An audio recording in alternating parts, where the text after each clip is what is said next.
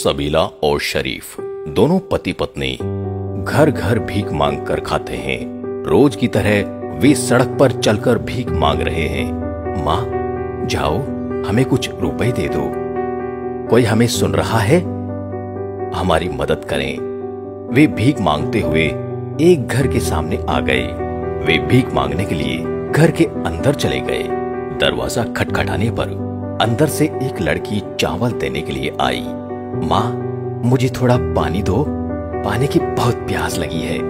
लड़की ने कहा, अंकल, पानी ही क्यों, खाना भी खाओगे? आप अंदर आएंगे, मैं खाना दे रही हूँ। जी नहीं, मैं अंदर नहीं आऊंगा।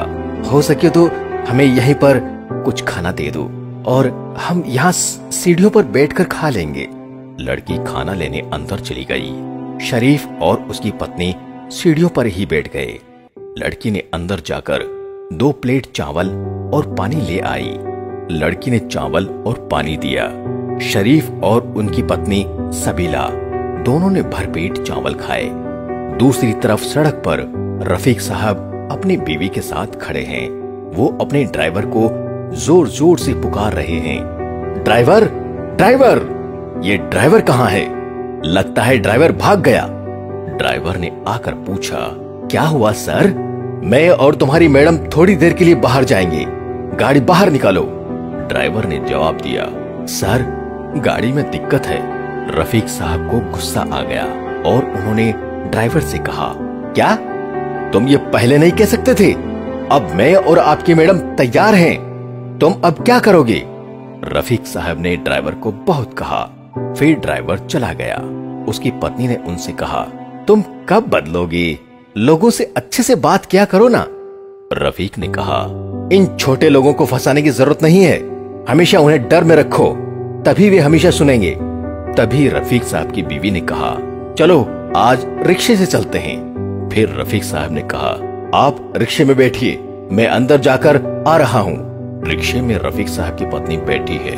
उस वक्त शरीफ और उनकी बीवी सबीला रफीक साहब की बीवी के पास आए और कहा कि माँ, कुछ भीख दे दो।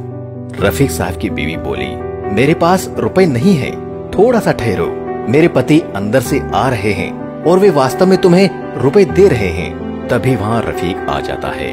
रफीक को देखकर शरीफ और उनकी पत्नी हैरान रह गए। शरीफ की पत्नी की आंखों से आंसू निकलने लगे। उसके बाद जब रफीक की बीवी ने रफीक से रुपए लेने चाहे तो बूढ़ा शरीफ बोला, नहीं, मुझे रुपए नहीं चाहिए। अपने पति से कहें वो अपने पैसे अपने पास रखें। रफीक साहब की पत्नी ने आश्चर्यचकित होकर पूछा, तुम ऐसी बातें क्यों कर रहे हो? क्या आप मेरे पति को जानते हो? क्या आप पहले भी कभी मिले हैं? तब शरीफ की पत्नी सबीला ने कहा, क्या मुझे पता नहीं चलेगा? जिस लड़के को मैंने 10 महीने 10 दिन पेट में रखा, वो लड़का हमें नहीं जानता, तो हम उसे कैसे जानते हैं? ये सुनकर रफीक की पत्नी हैरान रह गई। उन्होंने शरीफ से पूछा, क्या वे जो कह रहे हैं वो सही है?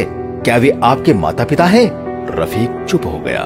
उसके बाद शरीफ लगातार कहता रहा, मैंने अपने बेटे को बिना खाए ही पाला और उसे पढ़ाई करना सिखाया, लेकिन आज जब लड़के को नौकरी मिल गई तो उसने फिर हमारे बारे में कुछ नहीं पूछा।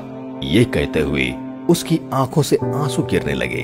तब रफीक साहब की पत्नी ने कहा, रफीक, तुम्हें अपने आप को शर्म आनी चाहिए। तुम्हें अपने गरीब माता पिता पर गर्व होना चाहिए था, न कि उनसे नफरत करनी चाहिए। लेकिन आपने उनकी उपेक्षा की, इसलिए उन्हें इस वृद्धावस्था में ये रास्ता चुनना पड़ा। आप अपने माता पिता के लिए कुछ नहीं कर सके। रफीक ने अपनी पत्नी से कहा, मुझे माफ कर दो। उसकी पत्नी ने उत्तर दिया, मुझसे माफी मांगने से कोई फायदा नहीं है। तुम अपने माता पिता से माफी मांग लो, तभी मैं तुम्हें माफ करूंगी। रफीक बिना देर किए अपने पिता के चरणों में गिर पड़ा। वो उनसे माफी मांगता है, मुझसे गलती हो गई, मुझे माफ कर दीजिए, मेहरबानी करके मुझे माफ कर दीजिए। फिर वो रोने लगा। तब उसकी माँ ने उसका हाथ पकड़कर उसे उठाया और कहा, औलाद कितना भी बड़ा पाप कर ले, क्या माँ बाप कभी माफ नहीं कर सकते? उसके बाद रफीक साहब ने अपने माता पिता को गले से लगा लिया।